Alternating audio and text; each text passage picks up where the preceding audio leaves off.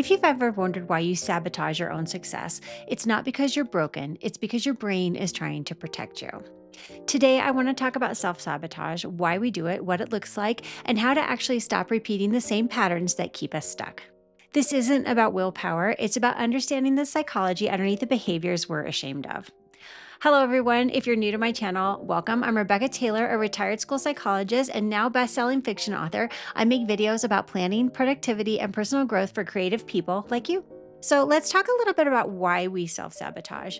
Self-sabotage is not a character flaw, it's a protection strategy. It's a threat response. Your brain does not distinguish the difference between emotional danger and physical danger. Visibility, success, vulnerability, they can feel like threats. So, procrastination isn't laziness, it's your nervous system saying if you don't start, you can't fail. And if you can't fail, then you're safe. These behaviors can be like old survival strategies. Most of our sabotage patterns were formed when we were young. If you currently find yourself always playing below your current ability levels, consider that maybe staying small kept you out of trouble.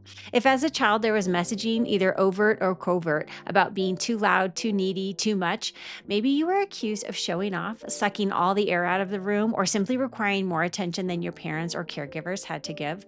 Whatever the case, it may be that you learned to stop, be quiet, and get back inside this prescribed proverbial box of behavior that was deemed manageable and acceptable by whoever was most vexed by you.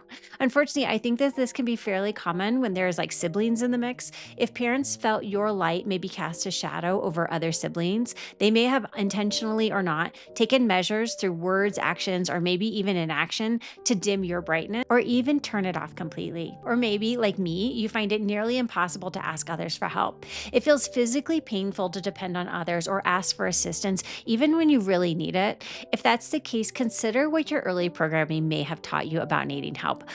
Whether it was tasks or projects you couldn't tackle because they were too unreasonable for a child to handle, conflicts and problems that were overwhelming, or being required to take on responsibility that was far beyond age appropriate and the scope of your abilities, like caring for siblings when you were still a very young child yourself, or even a parent or caregiver that was unable to manage themselves. Whatever the case, you got the message early on that help was not coming. You needed to figure out almost everything on your own. Is it any wonder that as an adult you still feel this way, despite the fact that you probably now have many more people who are both competent and willing to give you a hand? I know not needing anyone has kept you from being disappointed. And those strategies, those survival tactics, really, they worked back then. But when you think about what your goals and dreams are, do you think never asking for help is working now? It kept you safe, but consider the fact that no one ever is truly successful all on their own. We need others. Sometimes our self-sabotage has to do with their identity. Your goals have potentially outgrown your current self-concept. You want this new life, but you see yourself through the lens of the old one, and your subconscious keeps pulling you back, dragging you back to that same safe sense of self that you know. It knows the lay of the land. It knows what this house looks like. You're trying to move on up and out, and it doesn't know what new dangers are potentially in that new identity. Sometimes we simply have a fear of success, and this is where our self sabotage comes from. It's not so much that success is scary because it's bad, it's just that it comes with potential exposure and expectations, and also the possibility of loss. So, when you put yourself out there, obviously people are going to see you, depending on, what it is, what is that big dream, that goal that you have. And so, you put yourself out there in a way that you haven't ever done before. And that can feel frightening. Of course, that's going to trigger that fight or flight response inside of you to kind of contract and pull back.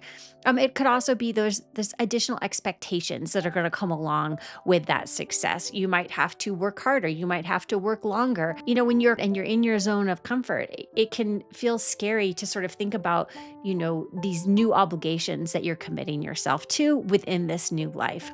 And of course, there's also this possibility of loss. I think we worry that, if we're becoming different people, that the current people that we love and have in our life, they may not like this new person that we are becoming. I think all of these, either together or separately, are enough that sometimes they can trigger this kind of contracting response within us because, it's scary to change. So instead of taking that big leap, your brain just says, let's just not do this. So let's talk for a minute about what self-sabotage can look like. So it's sneaky. It rarely looks like I'm ruining my life. It looks like everyday habits that feel reasonable. So, we could be using procrastination. I think that that's a real big one that people fall into that. And sometimes that procrastination can feel like a relief. If you put a delay on the thing that you care about most, that project, that goal, that, whatever it is you're reaching for, you put it on delay. And then for that moment, you feel better, that relief from starting to work on that thing. It can feel like a reward. And then this procrastination cycle can just continue on and on because if you never actually get started or you never go or you just procrastinate on all the projects and tasks that you have laid out for yourself, well, then you can't fail if you never do it, right? Sometimes this can look like over planning. Instead of acting, you make the perfect plan, the perfect system, the perfect outline, but you never start. And I think the danger with this, procrastinating, as they call it, is that it feels productive because you're really busy. You're busy getting all the plans together. You're busy outlining that book. You're busy, filling up the notebooks with all the ideas that you have, but you never actually sit down and get the work done. But you have a lot to show. I mean, there's a lot to show for all of your planning and your outlining and you're getting ready to do the work. And so I think that this can be really insidious because it feels like you're being really productive, but you're actually not moving the needle or you never, get the needle beyond the planning stage. I mean, planning is important and having, you're setting your sights on what you're working towards, it's obviously very important. But if you never actually execute, if you're never actually producing on the product itself, consider that this procrastination is maybe just keeping you safe from taking that emotional risk of going for it. Another really common self-sabotage tactic is perfectionism. And so with this, our brain is thinking like if it's not perfect, no one can judge it. And I find it interesting that a lot of times perfectionists, they when they consume other content, whether it's books or movies or YouTube, videos or things like this, they'll look at other people's content through this lens of their own perfectionism kind of thing, but they struggle so much to kind of allow themselves any space at all to be creative or to put their own work out there because this judgment that they sort of put out into the world, they're terrified of that being turned back on themselves. And honestly, they are oftentimes the loudest, most critical judge of themselves and any sort of work that they are trying to do. And this is kind of it's really sad because it can be paralyzing and really sort of prevent them from ever going after the things that they want in life. It's just protection dressed up as high standards. Another thing I've seen people do, and I've done this one myself, is starting strong on, whatever the project is. It could be a book for me, it could be YouTube videos, so many different things. You start strong and then you disappear. So you get some momentum and then suddenly you vanish because the momentum means visibility and visibility feels dangerous.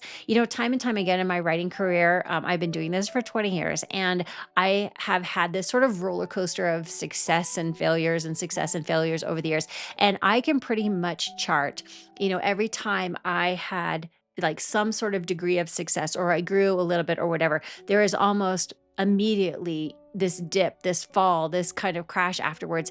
And I know many, at least 70% of them were my own doing. And it's because I was fear. Like, you're sort of doing this thing, you're having this growth, you're having this success. And then with that comes this sort of debilitating fear. And then you kind of crash your own systems, right? And so I know what this feels like. And I guess that's part of the reason why it felt important to me to make this video is because I just know like we can never break free of this loop if we don't start doing something different.